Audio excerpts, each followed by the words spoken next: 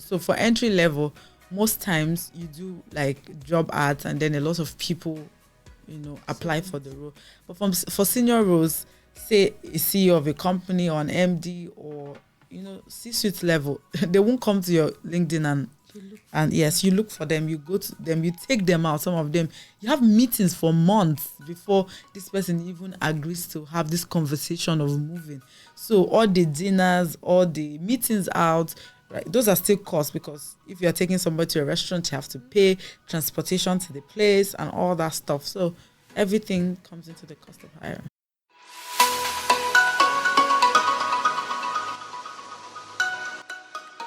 Hello everyone, welcome back to the Tech Point Africa podcast. Thank you for staying with us day in, day out. We appreciate you. We will not take any of your comments and feedback for granted. And if you're new here for the first time, you're watching us on YouTube, don't forget to subscribe and like, and also click on the notification bell so that you get notified every time a new episode is released. And if you are listening to us on any of our podcast platform, thank you very much. Don't forget to share with others and also send your feedback to us. And if you don't know me or you don't know whose voice it is, this is Oluwanifemi Kolawole and I am your host today. Today on Tech Point Africa podcast, we'll be discussing a very important topic. Right? If you remember, we've had 2 different episodes talking about the fact that talent are leaving, whether tech talent or talent in the corporate world. The fact remains they are leaving, although we've not agreed that it's causing brain drain, but they are definitely leaving. And we've talked about how employers should react. Today, we'll be discussing another interesting part of it, which is how you can fill the gap they are leaving, the space these people leave behind. How do you get people to fill them? What does it take to fill them? How do you get the perfect people to fill those? Because those people feel like superstars sometimes when they leave and you feel their shoes are too large for anybody to fill. There are several things you have to know about that. And I'm not the one that will be discussing that today. I have with me in the studio an expert to discuss that. This person is actually an HR and a recruitment expert, and she has been in the field for over 5 years. She's currently the head people and culture at Bankly. Bankly is a fintech startup, a Nigerian fintech startup, and her name is Chibuzo Ihentuge-Eric. I hope I got that well. She has taught me. I hope I got it well. Thank you for joining us in the studio today, Chibuzo. Thank you so much. It's a pleasure to be at Tech Point Africa. Yes, it's a pleasure to also have you here with us today. Without further ado, let's just get into the conversation. How do you get your next talent?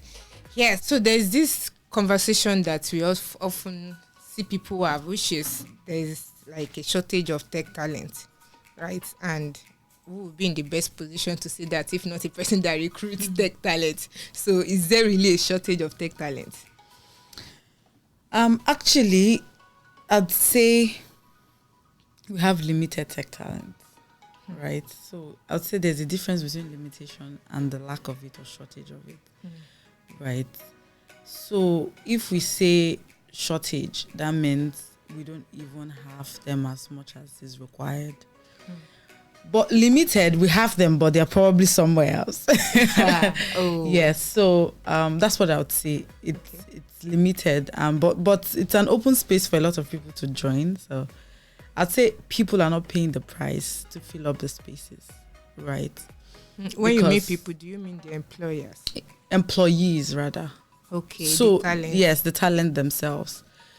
The opportunity is there, but people are not climbing the ladder, right? So I would say where the shortage is, if I might borrow your word, is at the top. Yes, because at the entry level, you find a lot of people.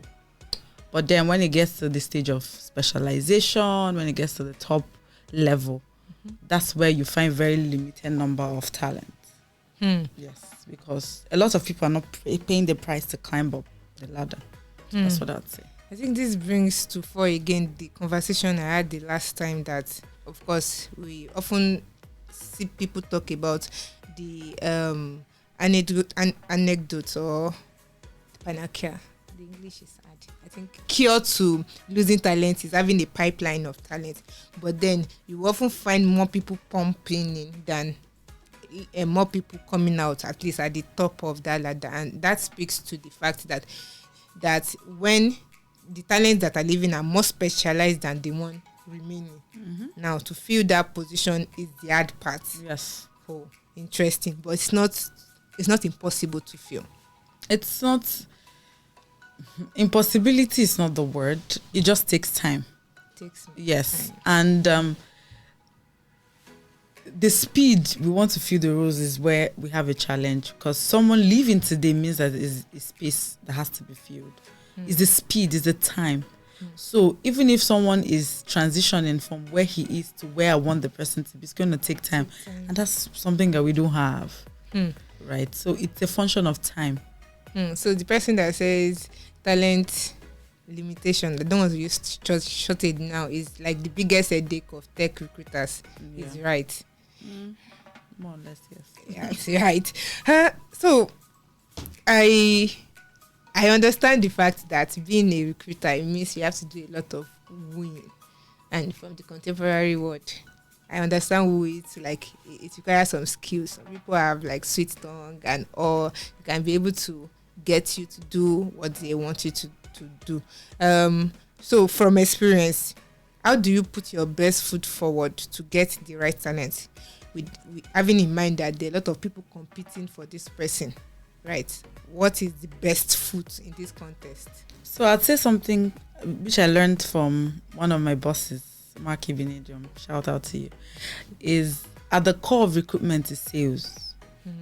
So recruiters are salespeople, because I'm selling a new company to you. I'm selling ice to an Eskimo, right? Because at this point, for talent at this level, it's a lot of headhunting and poaching, right? Which means these people are, to a good degree, comfortable where they are. So if I'm taking you from that place to somewhere else, I need to sell. So for me, you asked the question is how do we do it? It's sales. You have to first and foremost understand. If I'm a recruiter, say I'm recruiting internally, say for my company, there is at the core of it an understanding of the benefits.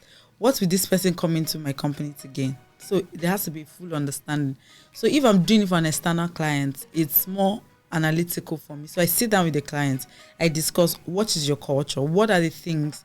So by the time I'm done with this analysis, I'm going to the candidate or talent and I'm saying, okay, you're coming from here. These are the things that you can gain from. Some of them are not monetary, right? Some of them are, work culture. Some of them are the kind of lifestyle, things that boost up you as a person and all that. So understanding analysis of the company this person will get into will help you sell. So at the core of it is sales. Sales. Yeah. So what I meant by putting your best foot forward is what you are sure would attract that talent you are trying to get. Sometimes some people say it's money, but from what you mentioned, it's like it differs with that particular person. Exactly. But on a uniform ground, like maybe a general knowledge, what is actually the best foot you can put forward when you want to? Okay, so right now, money is still topping it, honestly. Money is still topping it because you see a trend of people trying to increase their pay by just moving jobs. Because I know if I'm on a 10K, if I move job, you're not going to pay me 10,000 naira. You're going to pay me something higher than that. So money is still at the top of it. And second is work-life balance. COVID made it so, opened a lot of people's eyes to see that, okay, I mustn't go into the office every day, right? So for people is that balance that I can work from my home, I can work from anywhere that I want to. So that flexibility in the working structure is another best foot forward, right? So these two things are some of the things that I can say. A lot of people say benefits like health benefits. You pay, if you do an analysis in a lot of companies, a lot of people don't use their HMOs. They don't use it, right? And people, when they are signing contract, they'll be asking, what are my health benefits? What are these? You give them gym registration, they'll still not go, right? So at the core of it, I'd say, again, is the money, is also the work-life balance, flexibility of the working structure. Hi, I'm Abisola Adenoga, the head of business at TechPoint Africa. Did you know that you could present yourself as a reputable brand leader? Did you know that your business can get the limelight it deserves? Now you do. Using TechPoint Africa's marketing tools, we can put you in the faces of a large audience for brand awareness and thought leadership. To do this, reach out to us by sending an email to business@techpoint.africa or click on the link in the description below. There's this conversation around getting your employees better to an extent that they leave you, right? Because if they don't feel they are fit enough for, say, a US company, they won't go. But you, because you are a good employer, you decided to upskill them and get them better. And it also speaks to the fact that for the pipeline to be moving, you have to keep upskilling the people that are down there to get them to the top. Then the person said, okay, they said, train your talent. You say, if I train them, they will leave. Then he said, if you don't train them and they stay, you have incompetent hands, right? So where does an employer find the balance here? Like, to make sure that talent stays and make sure the talent is working up to their optimal level. Okay, so I think something that a couple of employers are beginning to understand, that the human mind or the human beings are just dynamic. You can't keep anybody, right? Even if I'm very loyal to the company, I want to be here. Sometimes circumstances beyond your control can push people out. So the solution is just a succession plan, right? Have at the back of your mind that people will leave. No this and no peace. Right. No this and no peace, to be honest. People will come and they will leave, the best of them. So whilst they are doing it, is train them to be efficient, right? You can't, if you don't train them, like the statements you made, you have inefficient staff and your work will not go on. Like, you won't make the best out of your business. True. So it's a necessary evil. Train them, but always have a succession plan. Nobody should become a one-man race, because that's what happens in a lot of companies, that when someone leaves, to fill the position becomes very difficult. I think I had a post on my LinkedIn one time when I said, you should look out for the assistants, the second in command, because those are the ones that when these guys leave, they will fill in. So if you don't take care of them and they leave and the guys also leave, the main people, it's a lot of gap. So succession plan is one of the things that we can do to help the situation. But for people leaving, they will definitely leave. You can't stop anybody. You can't stop anybody. No this and no peace. But I want us to take you back to the succession plan. If you want to advise an employer, what would you recommend for the person to use as a succession plan? What should they do? Okay, so first I'd say job analysis, right? There are certain jobs that per hand, more than one person can do it, right? Because it's just not possible. At the time, you can, yes, right? But then have a lower level, do that training, so that if anything happens to this one, then this person can succeed. So it's expensive, right? Because it's like having double personalities for just one role, just because you're planning ahead. But it's better that you plan than you don't plan at all, and then you're caught unawares. But talking about startups, like early stage startups that are probably still bootstrapping, what would be feasible for them or viable for them? Because they might not be able to sustain that. Yes, honestly, they won't be. That's why money is required to run business. So all our VCs and everybody helping startups, this is why we need your money, right? So, but at this point, there's something called pooling, right? Okay. Pooling of talent. So you don't actively engage them, but conversations are ongoing. Okay. Right. So it's more potential than it is active. So you're not working for me, and but I'm having conversations. So if something happens, I would like you to work for me, or within a time frame, so that it cuts your interview time short. So if this person leaves in 3 months or 4 months, I already have had a conversation ongoing with somebody, right? So those are some of the things that you can practice just to help for companies that don't have the funds to maintain these talents, 2 of them at once. So, yeah, talking about funds, when you hear the cost of hiring, like before I started like covering, like following conversations in the tech or labor or talent space, when I hear of cost of hiring, I just felt like it's the money you need to get them. But it is, I believe it's not just only that. So as a recruiter, as an experienced recruiter, what would you say is the cost of hiring? Not just the money, but what it takes to hire. And I'm sure it also differs when you want to hire an entry level and say a C-suite person. Yeah.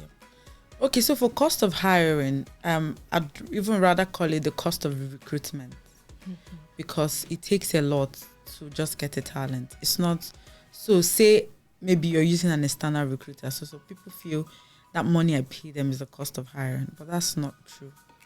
Time lost is cost. Resources lost is cost. Money, which is part of them. So starting from, so let's say an average, someone leaves the company, now I have to fill the role. So starting from the point where I'm advertising this role, there's a cost. So I'm probably doing on LinkedIn or any of the job boards. There's a cost for that. So these are some of the things that you calculate, right? Then say we're also using an external recruiter, you have to pay that money. So before interview, there's like pre-screen calls where you call these candidates. The funds are also going into the calls. It's not free, right? Sometimes in the interim, contract staff are hired just to cover the seats before this person comes on board. That's also part of the cost of hiring. And then eventually paying this new person that comes in if you hire. So a lot just goes into the hiring process, and you can see that it's not just salary that you pay the person that is the cost. Of course, when a new person comes into the role, the times that we're living in now, it's very difficult to even maintain that salary. So somebody was on 700,000 naira and left. Most times the budget expands, and you are sometimes paying, say, 20 to 25% above what you're paying before, right? So you can also factor that. So by the time you calculate from the advertisement to the external recruitment cost to phone calls to job ads and all that, the entirety of it is the cost of recruitment or hiring. But it varies. Yes, it varies. So it's depending on what you're doing. So for entry level, most times you do like job ads, and then a lot of people, apply for the role. But for senior roles, say a CEO of a company or an MD or C-suite level, they won't come to your LinkedIn and yes, you look for them, you go to them, you take them out. Some of them, you have meetings for months before this person even agrees to have this conversation of moving. So all the dinners, all the meetings out, right, those are still costs, because if you're taking somebody to a restaurant, you have to pay transportation to the place and all that stuff. So everything comes into the cost of hiring. Anyway, I want to be a C-suite person. I don't want to be a mechanic because what is this flex? You mentioned at that time that some people just send ads out, while some people use headhunters or recruiter. And you touched a little bit on the difference. But if you want to say you want to weigh them, what advantage does one have over the other, and why do people use one and they don't use the other, or why do they use both? Okay, so for just using job ads, what that does is you have the advantage. One is that you have a pool of candidates, right? So a lot of people apply, even people that don't have the skill for what you're looking for. I've seen illegal role before, and somebody was applying for is he an engineer, software engineer or something, and so people just need an outlet to just say, so you can see my CV, so you can. And sometimes we are lucky enough to see, this is an engineer, this could fit into a role I'm working. So that's one of the advantages. You have like a pool of candidates. That even beyond that recruitment, you can use the resources. But the disadvantage to that is that it wastes your time.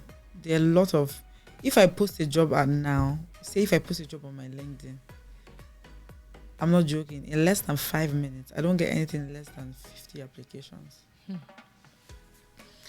And so filtering, the profiles and all that is a lot of work. So it takes time, and there's a lot of stress involved in it. On the other side, headhunting is more targeted, is specific. So I know the industry I'm looking for. I know the kind of talent I'm looking for. I know the skills I'm looking out for. So I'm going straight to the companies. I'm looking at the profile of the candidates, and it's targeted. So that's one of the benefits. You know what you're looking for. It saves you time to go through a lot of CVs. But one of the disadvantages is the fact that you don't have options per time. So as I'm looking at this, I have to finish this conversation, move over to the next. So I'm not looking at people that I'm starting off conversations around with, And then if this one doesn't work out, I have to go through the process again. And then sometimes, for lack of better word, it backfires. Yeah. So maybe the person that this person is working for, and they're like, oh, somebody from your friend is trying to poach me and all that. But, it's a hustle for talent. It is. And I can imagine what it takes to be a tech recruiter, right? Trying to poach people rather from other sectors. Yeah. Waving checks in front of them. So fair. Because some people don't have money. And they need this talent, right? So this particular question is, when for you now, you are like taking the position of a company to woo a talent, right? What advice do you give companies when they are looking for talent? Because for talent that actually know how to do their own surveys, they search about those companies. They reach out to ex-employees. They reach out to current employees to ask what is going on there. What advice do you give, or would you give to companies looking for talent? Okay, so I wear my hat as the head of people and culture for Bankley. Okay. I'd say a lot of work has to go into the culture, right? In Bankley, for instance, we talk about our culture a lot. We run a culture of excellence, and it's not even just a conversation. We have a line that says from the thoughts to the action, everything speaks about excellence. So what that means is that everybody in Bankley, nobody is materially surprised by what we will do. Everybody knows. We speak a lot. We talk about who we are, the things that are expected of us. So even when people leave Bankley, that's the testament that they have. I know these people, this is what they do. And that's what I do as an employer of Bankley, to shape the culture, right? Because people will talk, people will ask questions, just like you said. And if you don't have a good culture, that's what people are going to say. Oh no, that office is very toxic. I don't have I can stand anywhere to say it, and anybody can quote me. We don't have a toxic environment in Bankley, right? We are very chilled doing the work. So so work on your culture. If you're going to sell your company to people to make them come and work for you, you need to work on your culture, right? It's a very key factor. And culture is not just because it's on paper or something that we write. Culture is the way of life. Culture is what we allow. What you allow in your company, it becomes culture, right? So the HR might be doing something else, or whoever might be doing something else. But what are the people allowing? So if we're allowing people to bully people, it becomes our culture. If we're allowing people to be happy, it becomes our culture. If we allow people to speak up, it becomes our culture. So what you allow. So it has to be very conscious, a conscious effort within the organization to make sure that the culture is right. Yes. So now they say there's cost to hiring. Then there's a cost to having some positions empty. How would you explain those two terms? So I think I've already mentioned cost of hire. Then cost of having some seats empty is that you're losing business. People are supposed to be doing certain things. So for everybody that comes into a company, everybody is a component of the success of the business, right? That's why those positions are even there in the first place. So if nobody's there, the business is losing something. That's why it was created in the first place. So for every day, every single second that space is vacant, you're losing business, you're losing efficiency, because either somebody else is juggling what is empty so that we can fill it up, or it's not even being done at all. So there's a strain on whoever is trying to fill the both roles. right? So you're sharing efficiency of a particular position just because nobody is there. So it's costing you time, it's costing you resources. Or if nobody is even feeling it at all, you're losing the components that are supposed to bring about the general success of the business. Yeah.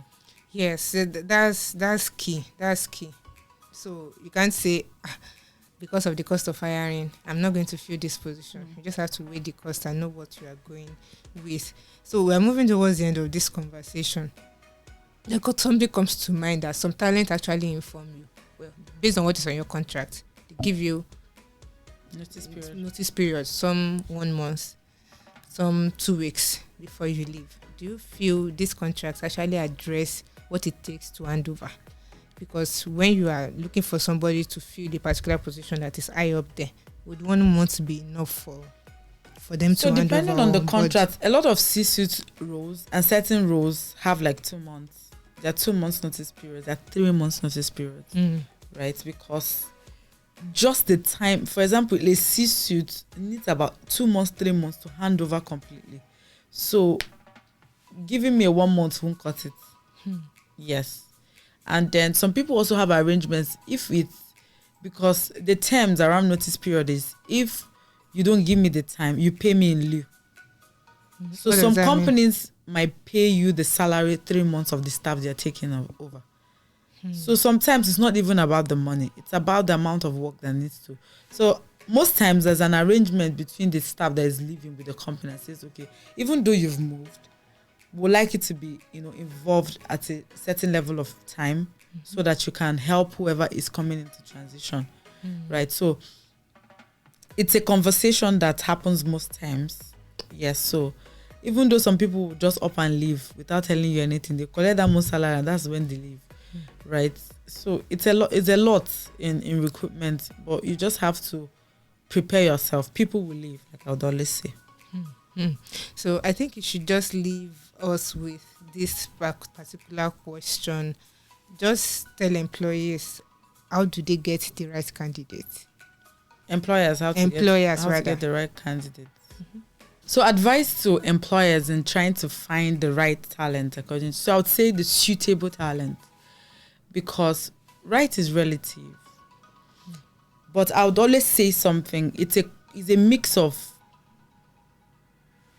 culture fit and skill. For me, if you're not a culture fit, I will not hire you. I don't care how skilled you are. Because, so I'll give an instance. I had a staff one time that got into a space where there was so much music. Like that's the way the office vibes. There's music. Like people are still on the phones making calls. And then this guy comes. He's coming from a place where everywhere is always quiet, unsuited, and all that, sitting in front of his desk. But this is an environment where people are fun, people are lively, and the guy struggled for months.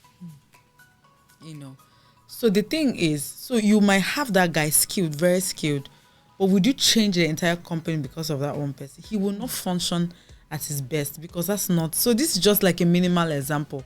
That's not the case in every place. But culture fit, it's very key. So you see people that are very skilled, but they are toxic. They don't talk to people. They insult people. They talk down on people. I don't care how skilled that you are. You will not be in my space. You will not be right. So in trying to find a suitable talent, also check out. I do a personality test when I hire people. Okay. Right? Because you're going to be working with somebody else. You're going to be working in a space. So when I have your personality assessment, I know how we can handle you in the office. I have someone, I had a staff too. You don't touch her. You know how people come and shake you? You don't, once you do it, you piss her off. Right? But that personality assessment helped us understand who she was and the kind of things that she liked to do. So it's a combination of culture fit and skill. Yes, that's what Chibuzo is leaving us with today. Oh, not me, I'm not an employer. If you're an employer, you need to hire talent. Look for them based on 2 factors, culture fit and skills. And that is the end of today's episode of TechPoint Africa podcast. I'm sure that you've learned one thing or the other from what Chibuzo has told us today, don't forget to like, subscribe, and click on the notification bell so that you can get notified every time a new episode goes out. Thank you very much, Chibuzo, for joining us in the studio today. We hope to see more of you. And bye, everyone.